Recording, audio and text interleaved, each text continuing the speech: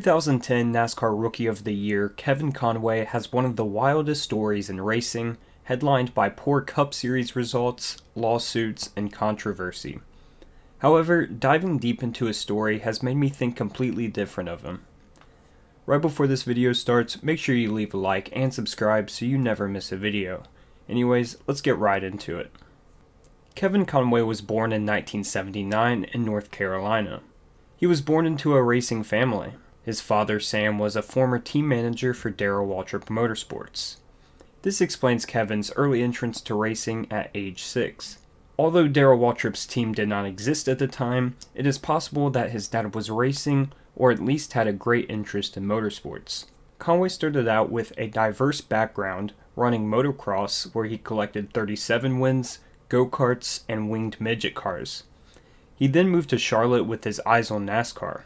In 1994, at the young age of 15, he became the youngest Legends Car national champion in history.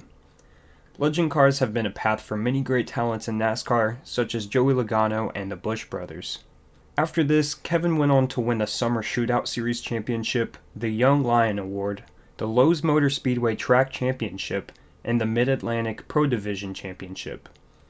Through this, he collected 28 race victories and 11 track championships. He then participated in the Super Late Models Big Ten Series and the NASCAR Dodge Weekly Series. He impressed in both of those as well. In 2002, Conway competed in the USAC Midget Series, and in his third start, he led every lap and won at South Boston Speedway. So that is an insanely diverse background. As you can tell, the guy was super young and winning in almost everything he stepped in. This is where we can put the foot on the brakes and look at his NASCAR career. As well as racing the USAC Midget Series, 2002 was also the first time Conway competed in ARCA. He was just 23 years old and had obviously worked super hard to get where he was, racing anything and everything. Conway started 5th in his first start at Atlanta, outqualifying notable drivers Tim Steele, Justin Labonte, and Andy Hillenberg. He ran well, but car issues led to him finishing 13th. In his second and final start of the season, he finished 7th, beating out Kyle Busch in his first ARCA start. His first race was racing for Ernie Irvan's team, and it looked like he'd eventually race for his truck team due to personal connections they had. In an interview in early 2022, Conway suggested Irvan wanted to take him under his wing, but the Truck Series idea fell through as it was all just an idea. Evans' truck team never came to exist. 2003 saw Conway's first Busch Series race where he finished 33rd in an underfunded car. That was his only NASCAR race in 2003. The next year in 2004, Conway made a single start in the Winston West Series where he qualified 2nd and finished 5th. He attempted to qualify for 3 Busch Series races, but DNQ'd in all of them. 2005 saw only one Busch Series race where he finished 29th and DNQ'd for 2 other races. 2006 would be the most starts in a single season to this point, with 4 starts in the Busch Series and 1 start in the K&N West Series, where he finished in the top 10. At the end of 2006, Conway's NASCAR career had spanned 5 years, only making 10 total starts. This was very disappointing because he was quick when he was behind the wheel, but he just wasn't getting the opportunities from teams or sponsors, scratching and crawling for every ride he got. He was closing in on 30 years old and needed something to happen fast. Honestly, at this point in Kevin's career, he seemed like a talented guy who was underrated and just needed a chance to prove himself. Well, he got just that the next season in 2007. Former driver Lake Speed told Z-Line Designs about Conway and they partnered up with him. With this sponsorship, Conway got a 7-race deal with Joe Gibbs Racing in the Busch Series. He would have tough competition sharing rides with Eric Almirola, Tony Stewart, and Denny Hamlin. How'd he do? Not so good. Horrible, actually. While these guys were racking up wins and especially top 10s, Conway's best finish was 20th. He didn't finish on the lead lap a single time and crashed out in 3 of the races. Joe Gibbs Racing dropped Conway and he wouldn't race for them ever again. Following that embarrassment, Conway was out of a ride for the entirety of 2008.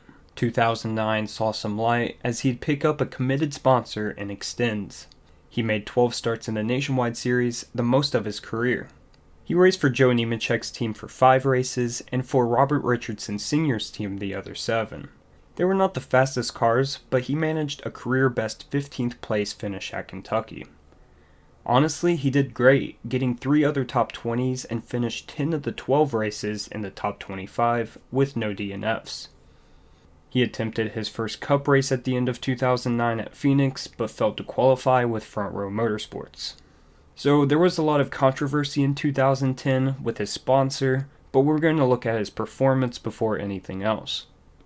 He was the Rookie of the Year in 2010, but at the same time, he had the most starts of any rookie by far and won by default. His season was also highlighted by the single lap he led under caution at the Brickyard 400. After missing the Daytona 500, Conway raced 21 races for Front Row Motorsports. His average start was 40th place, about 4 places behind his teammates. That doesn't sound horrible, especially for a rookie, but when you're only competing with about 8 or so other cars every week, that's pretty bad. His average finish was a dismal 31st, beating out a couple of cars every week, but mostly relying on misfortunes of other drivers to gain positions. Another thing to mention, they had Conway bouncing back and forth between cars within the team so they could keep all the cars in the top 35 in owner points. He was the weak link. However, he did only DNF 3 times, 2 of them for engine failures. After those 21 races at Front Row Motorsports, he made 7 starts for Robbie Gordon's team later in the year, doing even worse, albeit with bad equipment, with an average start of 41st and a 35th average finish. He didn't finish 6 of these 7 races. In 2011, Conway was going to attempt all 4 restrictor plate tracks with Joe Nemechek. However, he missed the Daytona 500 and finished dead last in the other 3 races. Kevin also made 9 starts in the Nationwide Series for Nemechek's team, but didn't do much. After this season, his NASCAR career was over. So what happened? Basically, Extends was a melt enhancement product that made false claims to their product because it wasn't scientifically proven. Extends has been scientifically proven to... They were sued for false marketing. The sponsor, out $6 million now, didn't have enough money to pay Front Row Motorsports all the money that they were owed. Front Row Motorsports then sued Extends for the $5.4 million they were still owed, and Conway was dropped from the team. This is why Conway went to drive for Robbie Gordon. However, after Conway's results, the car was in danger of falling out of the top 35 in points. Gordon insisted he should drive instead, and allegedly Extends agreed. It was only after Gordon completed the races that Extends stated they would not pay him the money because Conway wasn't in the car. Gordon then sued the company, insisting that he made Extends aware of the driver change and that they were willing to comply. The company was still on Conway's car in 2011 despite these lawsuits. So what happened after NASCAR? In 2014, he raced some Lamborghinis and won a title there. He didn't race super competitively until 2020 and raced some GT4 cars, and in 2021 won the Pirelli GT4 American Sprint X Championship, winning 9 of 14 races. This was in the amateur division and expects to move up a division this year. He's been busy doing an IMSA race and racing some Mazdas here and there. He's turned to business over the last 5 years, creating a product and showing up on Shark Tank. Overall, Kevin found great success in his early career. Unfortunately, he didn't get many shots in NASCAR, not even in ARCA or the regional series. Maybe if he had some full seasons early on to develop, he could have gained valuable experience and been ready for his big shots. By the time that he was racing in the Cup Series, he only had 25 Busch Series starts, 1 truck start, and 2 ARCA starts. This led to bad results in the Cup Series. Him taking the chance on sponsor Extends was the only time he had a shot to do a bunch of races, but this led to more controversy than success. Although his time in the Cup Series was dismal, I don't think that we can put it on Kevin Conway himself. He didn't have the experience to be racing in the Cup Series, but whenever you have that opportunity, you can't turn it down, especially for someone in his situation. He had right around 30 NASCAR starts in 7 years, so whenever he was given a full-time Cup opportunity, he had to take it. Anyways guys, that's it for this video. I hope you did enjoy. Make sure you leave a like and a comment down below what you thought of Kevin Conway. Was I too hard on him? Was I too soft on him? And just overall, what do you think? Anyways, guys, make sure you leave a like and subscribe. I'll see you in the next video. Peace.